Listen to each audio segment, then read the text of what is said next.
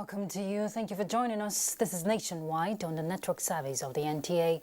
I'm Ruth Aguale. Let's start from an update from Kaduna. A joint team of security operatives rescue 26 students and teacher abducted from Bethel Secondary School, Kujama, on the outskirts of the metropolis.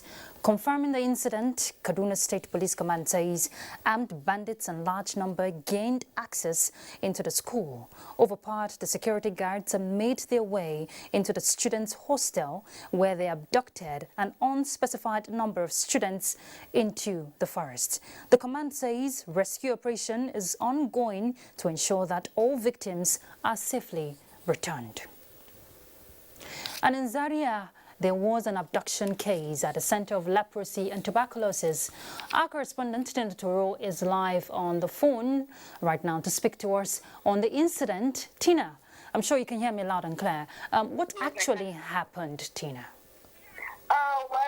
Gunmen invaded the staff quarters of the National Tuberculosis and outskirts of Zaria and abducted 10 people, including 2 children, a 7-month-old baby and a 2-year-old. So far, nothing has been heard from the abductors, as they are yet to establish contact with family members of their victims. The kidnappers came in large number, started shooting sporadically, after which they gained access into 4 houses by scaling the fence. Well, residents are still traumatized, saying that they are afraid for their own safety, praying that the kidnappers will not return. They said that though some of their staff who live outside the premises have fallen victims to kidnappers, this is the first time people are being kidnapped from the center. Okay. The Fire Divisional Police Headquarters was also attacked and 1 Hilux vehicle destroyed. But police refused to speak and have also refused to grant access into the premises. Okay, well, from what you can gather, are there any security measures that have been put in place to forestall future occurrence like that? According to the management of the center, they said they have spoken with security authorities who have assured them of sending men to patrol the area to forestall further occurrences. That is it. Okay, what is the mood like in that area? Talking about Sai, what's the mood like? The place is calm now, but the people are still traumatized. We met a man who 5 members of his family have been abducted, his wife, 2 kids, his sister-in-law abducted. But he couldn't really express himself because he was in shock. The people are in shock. They are traumatized. They are devastated. They are confused. They do not know what to do. They do not know where to go to. And Saya is a very peaceful community, and it is also an old route to Bilingwari. Bilingwari is also notorious for kidnappings, but this route has since been abandoned due to insecurity. All right. Thank you very much, Tina Toro. We'll definitely keep in touch with you to get any latest update. Thank you for your time. All right, our correspondent there, Tina Toro, giving us update on the abduction in Zaria. All right, now let's look at more issues. The southern, okay, we'll get to southern governors. Let's take a story from Uyo. As the Akwa Ibom state government grapple with issues of cultism in the state, the increase in cases of cultism among students in secondary schools is becoming worrisome. Clement Bariku reports that already the government has vowed to uproot the menace in the interests of future generations. The popular catch them young adage appears to have taken a negative dimension in public secondary schools in Akwa Ibom State. First, it was Government Technical College Ewet that was shut down early last year following cult activities and student unrest, which led to the destruction of school property and inflicting of injuries on staff.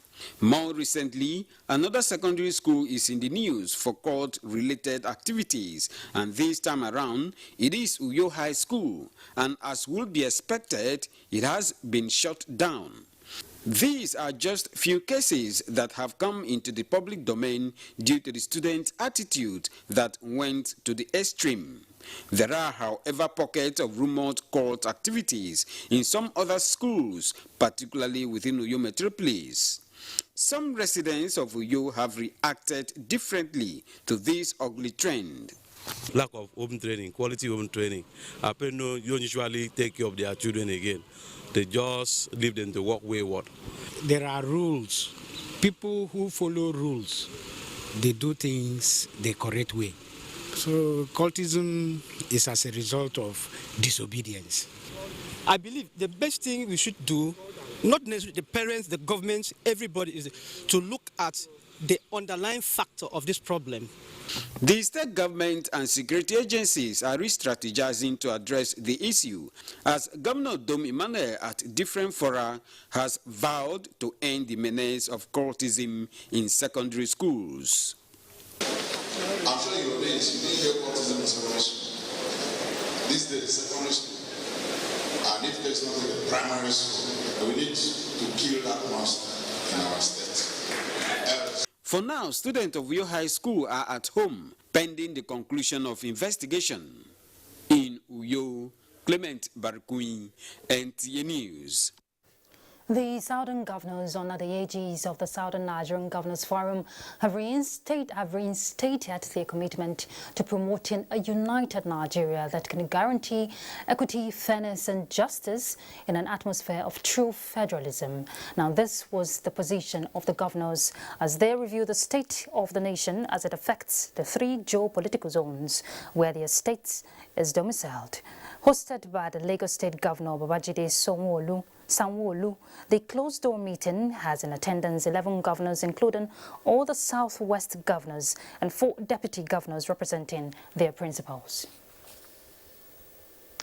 Let's look at other issues. Advocacy on the protection of oil and gas infrastructure has been emphasized. Stakeholders at a town hall meeting on protection of oil and gas infrastructure in Abuja condemned the unpatriotic move.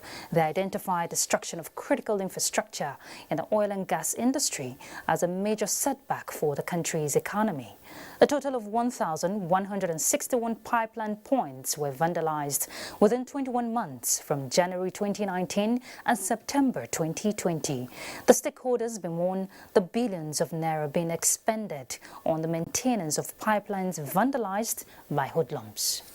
With an average of 200,000 barrels per day lost to the wanton damage to pipelines and a huge amount of about 60 billion naira yearly to repair and maintain the vandalized points, one can only imagine the impact on the economy. Well, timely provision of intelligence report is critical to ensuring proactive rather than reactive operations by the Army. The Chief of Army Staff, Major General Farouk Yahaya, stated this while flagging off a medical outreach to commemorate the 2021 week-long Army Day celebration in Abuja. Let's hear more from Defense correspondent Ismail Musa. 93 years old Fatou Magba in Mpape, a suburb of Abuja, the Federal Capital Territory, has been suffering from back pain for the past 3 years. The ailment affects her ability to work. Thanks to the free medical outreach organized to mark the 2021 Nigerian Army Day celebration, Fatou Magba now has a wheelchair. Just like Magba, many patients are here with different health challenges. All Nigerian Army, they want us to live long. So may Nigeria live long. We thank them.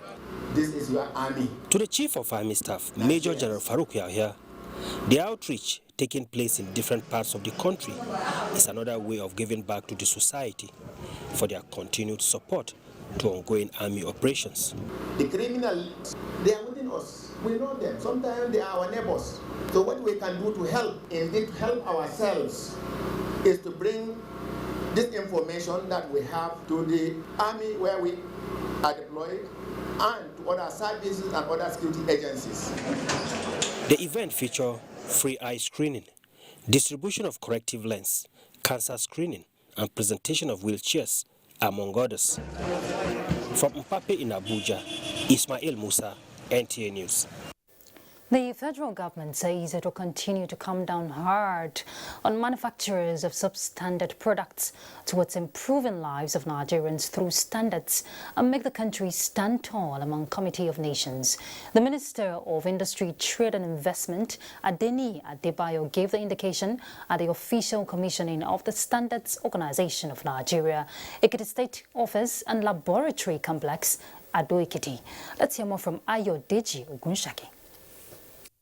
Nigerians have been facing challenges of substandard products, a situation that had negative effects on their socio-economic well-being.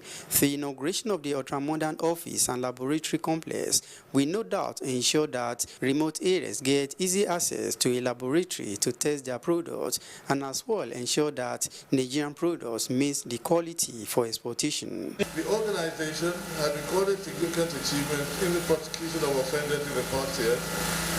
And more arrests and prosecutions are on the way, especially for foreign nationals and their Nigerian collaborators who try to turn Nigeria into a dumping ground for substandard products.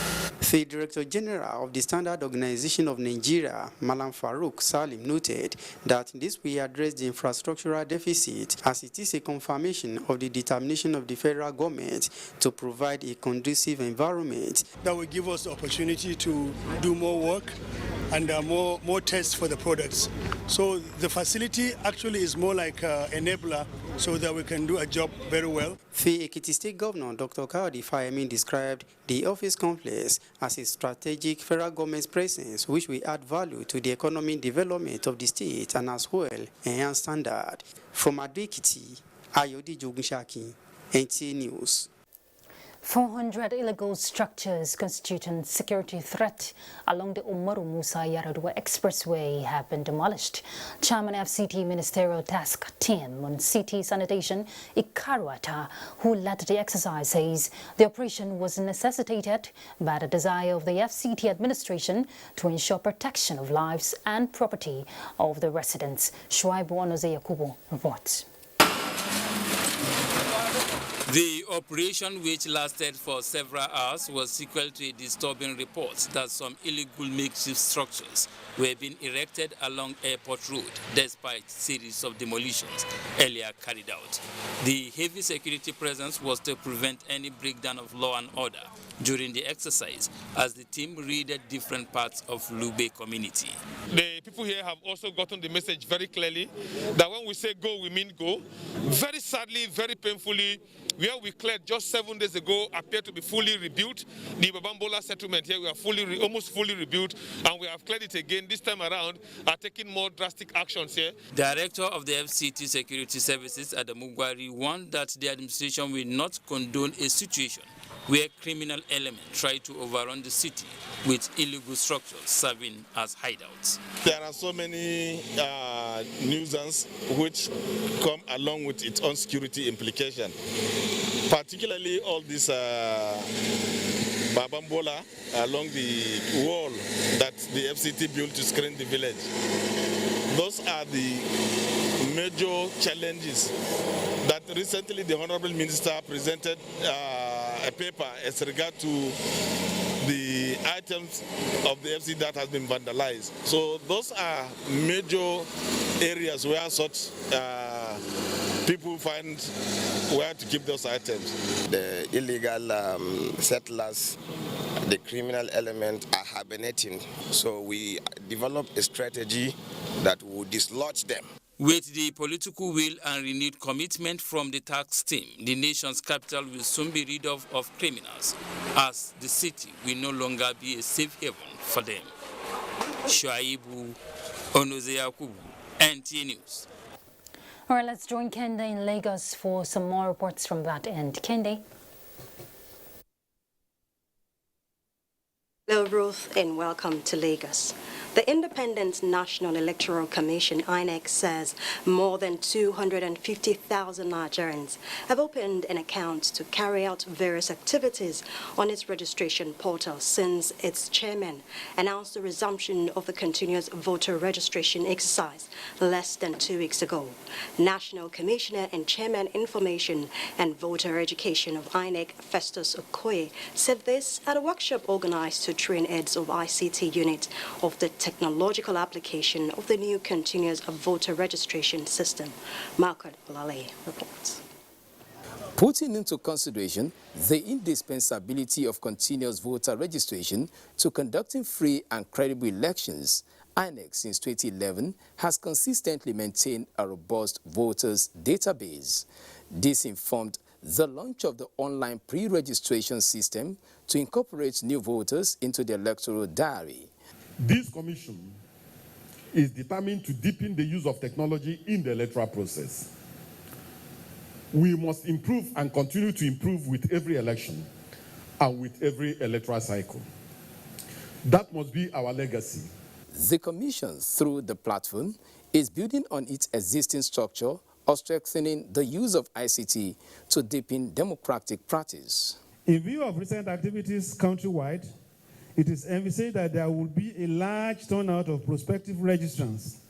Hence, the need for us to be far-sighted in our preparations. The European Center for Electoral Support commended INEC's try for perfection in electoral process in Nigeria with a pledge to improve technical capacity and support for the ongoing continuous voter registration. Managing a huge voting population like in Nigeria requires the adoption of best available technologies to ensure that the data are better managed, easily accessible, and interactive with the citizens. Heads of INEC's ICT units across the 36 states of the Federation, including the FCT, will undergo training on process and procedures relating to online CVR. In Lagos, Michael Olale, NTA News.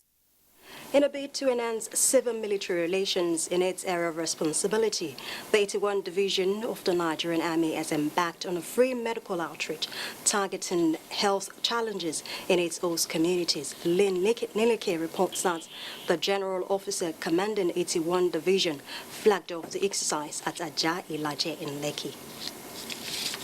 Abuja Ilaje is a community close to the seasides and one of the largest neighborhoods in Lekki area of Lagos State, hosting the 81 Division of the Nigerian Army.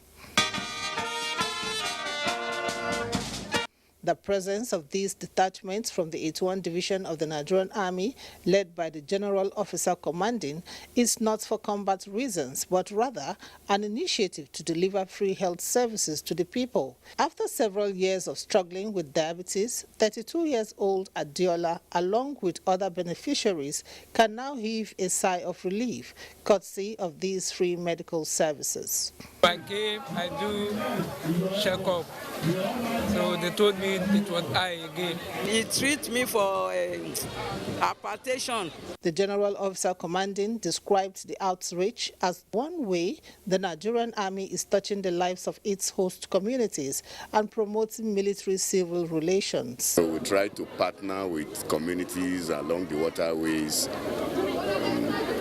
so that they see anything, they will report and we'll keep an eye on it, all with the aim of ensuring that we have a safe 81 Div area of responsibility. Naowa 81 Division Chapter also extended a hand of fellowship to the community. The medical outreach is part of activities lined up for the Nigerian Army Day celebration. In Lagos, Lynn Lenake, NTA News. This is Nationwide on the network service of the NTA. We'll take some messages now. Nationwide continues shortly with Obey in Benin.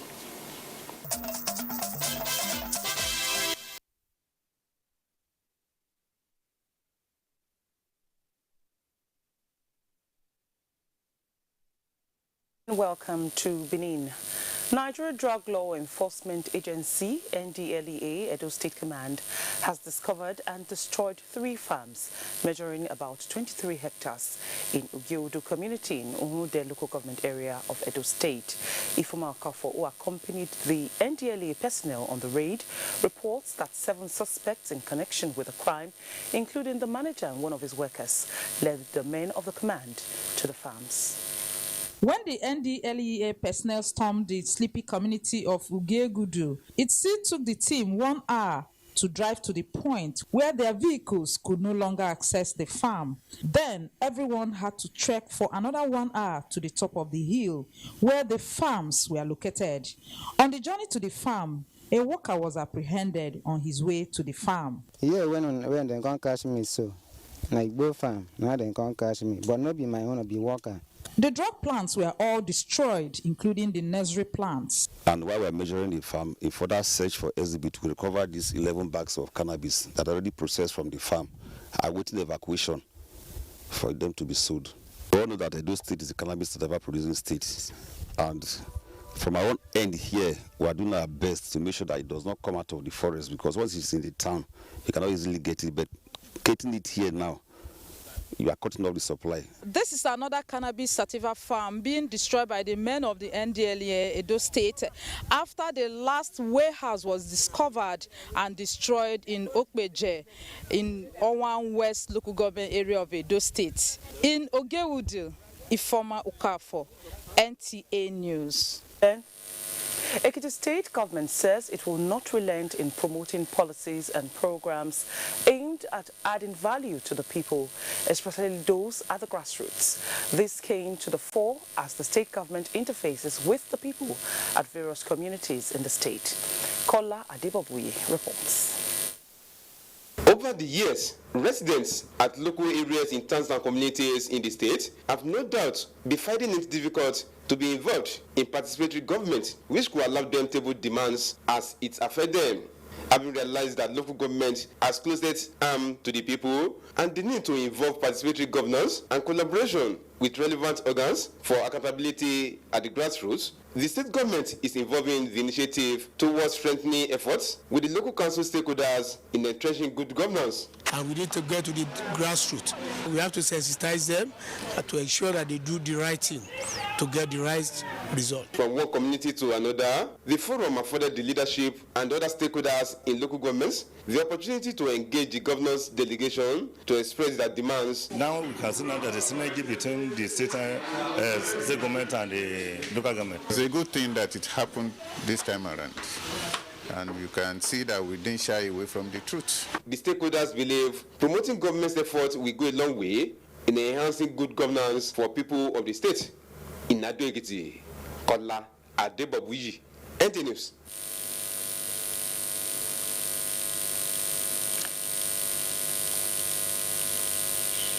And that's it from Benin. It's back to Ruth in Abuja for the continuation of Nationwide. Thank you, Obehi. Welcome back. The ban on the importation of rice by the federal government is paying off as the Cross River State government, through its newly constructed Abuja ultra-modern rice mill, is set to increase the production of rice in the state and country. Maureen Leo Ajom was at the mill and now reports. Rice is one of Nigeria's staples, and the demand for the commodity by an average Nigerian family has always been on the rise. Hence, the need for a bigger cultivation of the crop to meet needs of the citizenry. Working with the vision of the federal government to meeting the rice demands of the people, the Cross River State government, through this 5 tons per hour daily Ogoja ultra-modern rice mill, is expected to flood the markets with standard processed locally cultivated rice, while also improving on the state's economy and the country's revenue generation. Cross River State Commissioner for Agriculture and Natural Resources, Okun Ouna, goes around various stages and units of the rice processing plant and assures of the state government's readiness to empower farmers in the state to cultivate enough rice to feed the mill, as well as build capacity of the youths for service delivery in the rice mill. Governor of Cross River State, Obena Yade, is keying into the president's vision of food security and sustainability. The factory is ready for commissioning. It's ready. So it's now left for farmers in Cross River State, farmers outside Cross River State to pull their paddies into the rice factory in Cross River State. As you can see the paddies lying here, these are paddies that have been acquired from some farms, local farms within the Abuja local government area. This warehouse is supposed to be filled. From the massive investment we have seen here, so many of our youths will be engaged. We need to get our people trained. Cross River State government's industrialization drive is spread across the length and breadth of the state. From Ogoja local government area of Cross River State, Maureen Leo Ajom, NTA News. As part of efforts to manage and mitigate flood disasters in 2021, guest on NTA's Good Morning Nigeria advocated the need for more collaboration among the different tiers of government, as well as interagency collaboration and information sharing. Now, this formed the crux of their discussion on 2021 flood outlook and implications. Alika Okwanachi Arua reports. The 2021 flood outlook shows different severity across the country, with many states and local governments likely to be affected with heavy flooding, including the Federal Capital Territory, Abuja. To address this problem, experts on flood management say proactive measures need to be put in place early to control and properly channel rainwater, as well as provide succor, such as shelter, to those that may be affected. We provide a monthly update of the pattern changes towards that. But the latest update we are having is that a substantial part of the northern states are going to have above normal rainfall. Just as NEMA has produced contingency plan, has mapped the highly probable areas, the same is expected at the state level. In addition to public sensitization and community involvement in mitigating impact of flooding, the guests also urged estate developers in the Federal Capital Territory to ensure proper channeling of water and dispose of refuse to prevent flash flooding. We've been advising state governments, why not create another city by diverting a portion of that water, certain meters wide, certain meters deep, and then channel it to a virgin land and create a big reservoir there, like what we have here, what we call Jabi Lake. The FCT is overpopulated, and what we can only do is to involve everybody to all-inclusive. Our local divers are receiving modern training as I'm talking to you. We are equipping them with the modern gadgets. The Nigerian Hydrological Services Agency, NISA, has predicted July to September as the period with the most amount of rainfall in the country. In Abuja, Alika Okwanachi Arua, NTA News. The National Emergency Management Agency says training and retraining of its staff and other coordinating agencies would continue to be on the front burner of its activities in order to swiftly respond to any emergent disaster that may occur around the country. Director General of the agency, Mustafa Habib Ahmed, stated this at the Mass Casualty Management Component Training for Crisis Response in MDAs. Ilyasu Ali Yakubu reports. In any form of disaster, whether flood, fire, windstorm, or collapsed building that occur, what comes to mind immediately is the number of casualties that may have been recorded in such disaster. These training, which drew participants from the Guards Brigade, Defense Intelligence, Department of State Services, Federal Fire Service, the Nigerian Police, Office of the National Security Advisor, Federal Safety Corps, Red Cross and NEMA, is geared towards acquiring new skills and share experiences towards re-strategizing to heighten the level of preparedness and sharpen the alertness level to achieve the goal of mass casualty handling. Participants say the training has been instrumental. We are here to acquire more knowledge and to get acquainted to what we are supposed to do. Being the first responder in FCT, we will be able to, I will be very, very confident to tackle any emergency. This training could not have come at a better time than now, that the country is facing enormous challenges occasioned by natural and human-induced hazards. It's very important that we have this kind of exercise so that at the end of the day, when it happens, we will not just be spectators. We will be able to respond adequately and efficiently. Key players urge all participating stakeholders to see the training as an avenue to acquire more knowledge in reducing disabilities and mass fatalities that usually characterize the aftermath of large-scale disasters that require multi-agency response. In Abuja, Ilyasu Ali Yakubu, NTA News.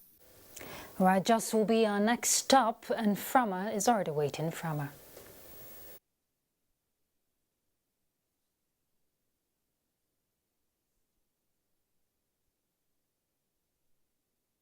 Glad to have you join us in Jos Roots.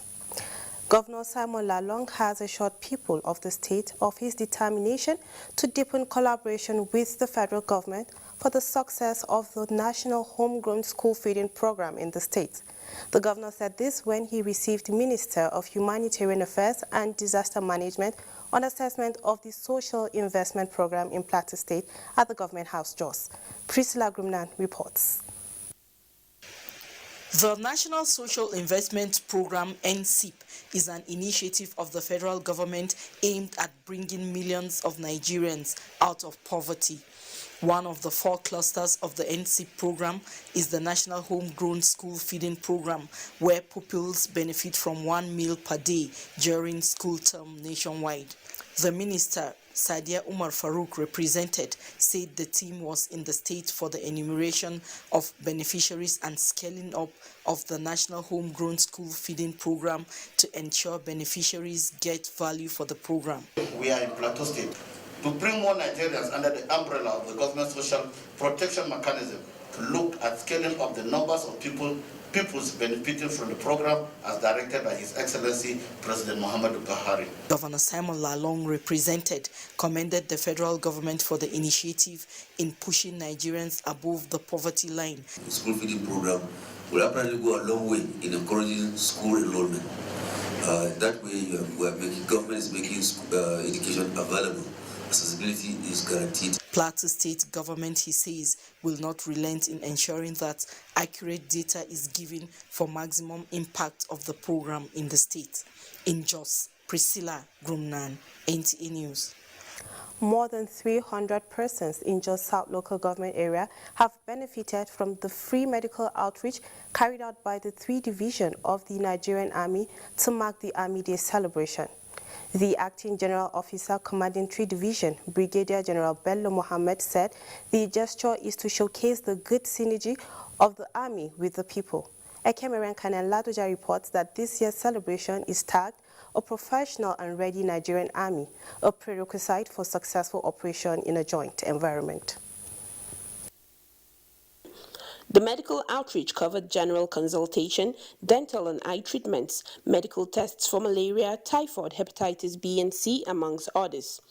The beneficiaries, mostly residents of Longwa, Tunwada and State Locust, could not hide their joy as they applauded the division. It will help alleviate the poverty of the less privileged. The exercise is very good because there's so many people that they cannot even go to hospital. The Acting General Officer commanding 3 Division says the medical outreach is meant to foster civil-military relationship as well as rekindle trust in the populace, even with the security challenges bedeviling the nation. This free medical outreach for the Nigerian Army Day celebration 2021 is aimed at the Nigerian Army giving back to the society in order to reduce the medical burden on the populace. For the Plateau State government, the outreach by the military is laudable, being an extension of the services of the military for the country. The whole preaching these days is towards universal health coverage. The Nigerian Army Day celebration is an annual event which was first commemorated on the 6th of July 1978. In Jos, Ekemeren Kaneng Ladoja, NTA News. We'll pause here.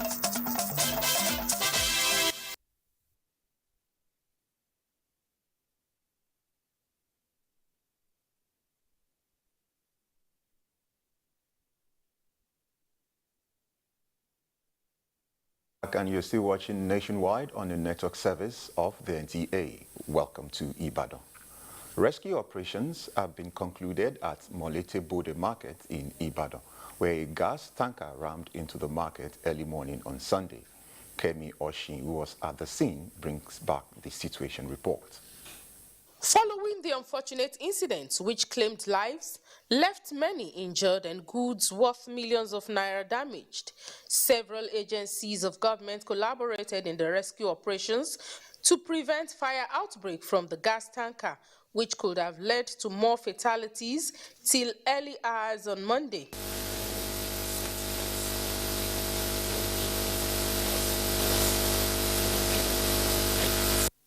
Into the markets.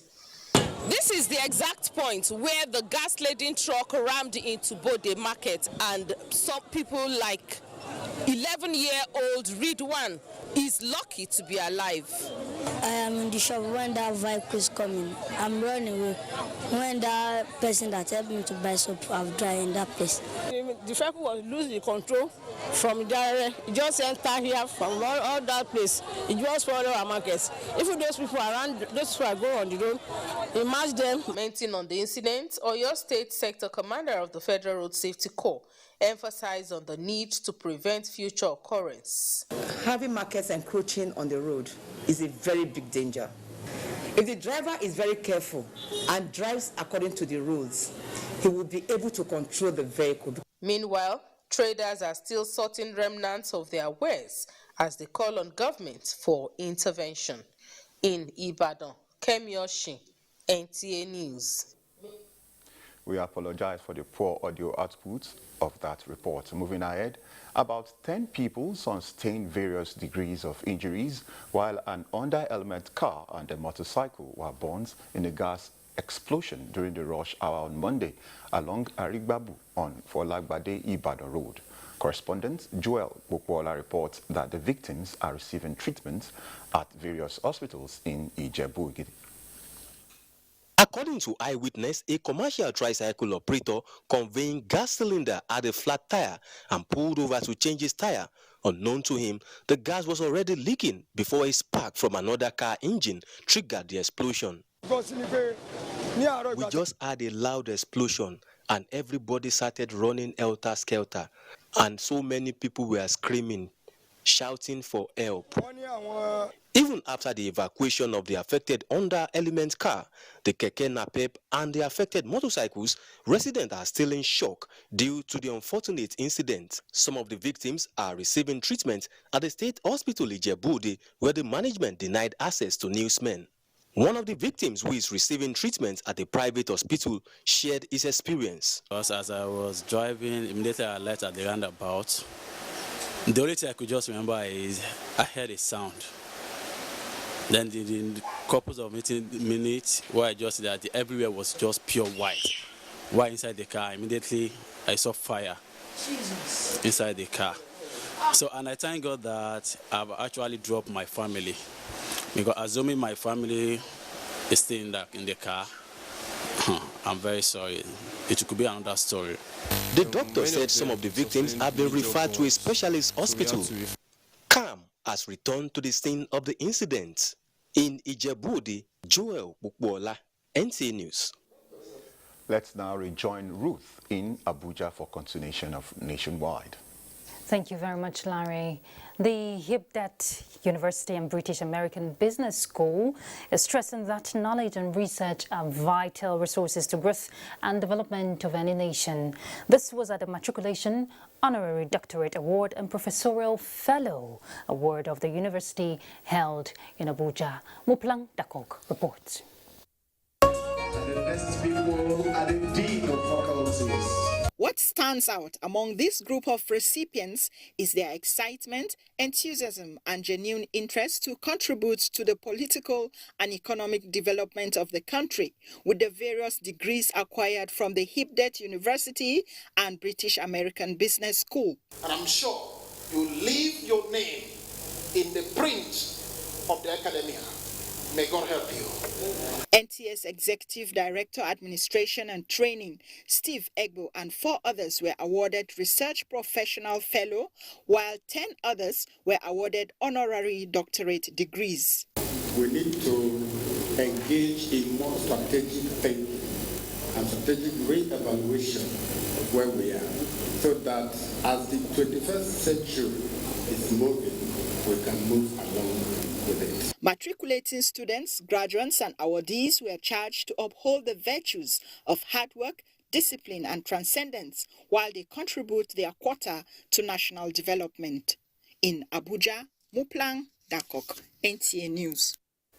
The Nigerian Society of Engineers is planning a robust mentorship and personnel development models to facilitate the emergence of new crop of engineers in Nigeria. At the induction of new corporate members in Abuja, emphasis was laid on continuous professional development for young engineers. Kelvin Ehunuahe reports. To remain relevant in the ever-changing world and play their part effectively in the nation's development process, the pattern of professional training of engineers has to reflect the realities of modern world driven by technology. That is why the Nigerian Society of Engineers is evolving new methods for sharpening the skills of its members by constantly exposing them to strategies for successful practice. The induction ceremony was another avenue to remind young engineers of their roles in nation building and the need to embrace ethical practices. The sky is the limit for them because the enabling environment is there. The government is trying their best to ensure that the infrastructure are put in place. And we will try and make sure that we also give them all necessary support. And very soon we'll get there. It has encouraged me and challenged me, one, to network more, to study more, and to try to be better in my career and my profession, above all to act ethically. 48 new corporate members were inducted into the Abuja branch with a charge on them to break new grounds. In Abuja, Kelvin Ehunuahe, NTA News. Let's look at ICT. The Nigerian Communications Commission says it has exceeded its 36 billion naira projected revenue from spectrum license fees for 2021, having recorded over 150 billion naira from this revenue source within the 5 months of the year. A statement by the Director of Public Affairs, Dr. Ikechukwu Andide, indicates that the figure represents over 400% increase in revenue budget performance in respect of spectrum fees generated by the Commission between January 1st and May 31st, 2021, reflecting significant contribution to the revenue drive of the federal government. The Executive Vice Chairman of the Commission, Professor Umar Garba Dambata, said the impressive upstick in spectrum fee was the result of the favorable turn of events for the telecom sector, which at the time of preparing the estimates for the 2021 budget of the Commission was not clear due to the ravaging impact of COVID-19 on the global economy. Dambata noted that the 10-year spectrum fees made by some of the major operators directly impacted the projected spectrum fee favorably, adding that the Commission believes that enthronement of effective regulation will continue to improve the general performance of the telecoms sector, the statement stressed. The Christian life is all about honoring God directly and indirectly through honoring constituted authorities by which he rules the world. National Vice President of the Apostolic Church of Nigeria, Pastor Emmanuel Shegun Awojide, made the accession at the 22nd Area Convention of the Church held in Abuja. Hadiza Godwin Ebune reports. The blessings attached to honoring God are enormous, says the National Vice President, the Apostolic Church Nigeria, Pastor Emmanuel Shegun Awojide, who pointed out that the Lord should be honored at all times and in every situation. When you honor him, we honor you.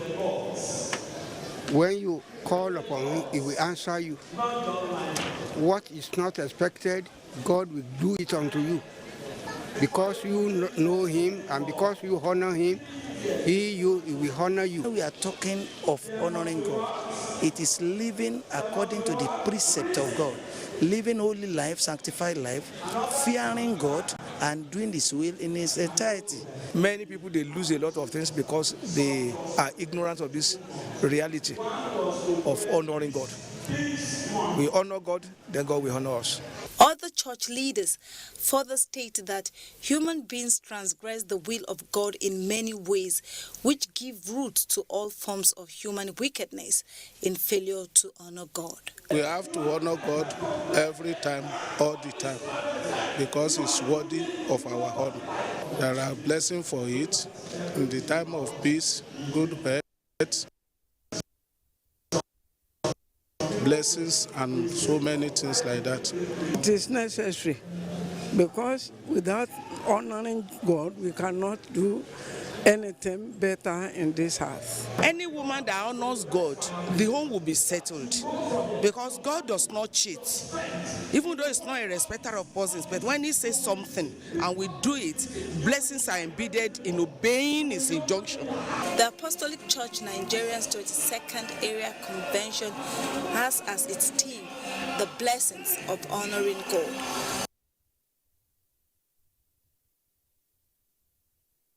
Hadiza Godwin there reporting, planning is a prerequisite not only for achieving success, it is equally a means of surviving in a complex and competitive world.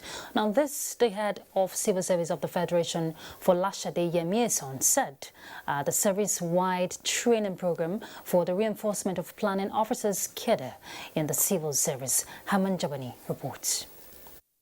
Through planning, managers can compare different alternatives with their benefits and limitations, which helps to make rational decisions by choosing the best possible alternative. Cost-effective methods can be chosen, which can also prove to be the most profitable one, and it forces organizations to look ahead. It is in the light of this that the head of civil service of the Federation described the mainstreaming planning officers into the main civil service will go a long way in providing standards, increased efficiency, and proper coordination. The focus of this initiative is to identify and develop a new and cerebral crop of officers to effectively carry out corporate and strategic planning through research activities. Other speakers say having these 253 planning officers in the civil service will help to critically assess the goals of government. Effective functioning will be achieved with more other benefits lacking over the years in the service. The strengthening of the cadre will therefore ensure adequate conceptualization of programs, projects, drive the change culture, as well as facilitate the development of strategic roadmap. The head of service approved the resuscitation of planning cadre in the civil service through selection, training, and conversion processes. And the first planning officers will undergo training program for 2 weeks, followed by online assignments, projects, and research for 2.5 months. Hamman Jabani, NTA News.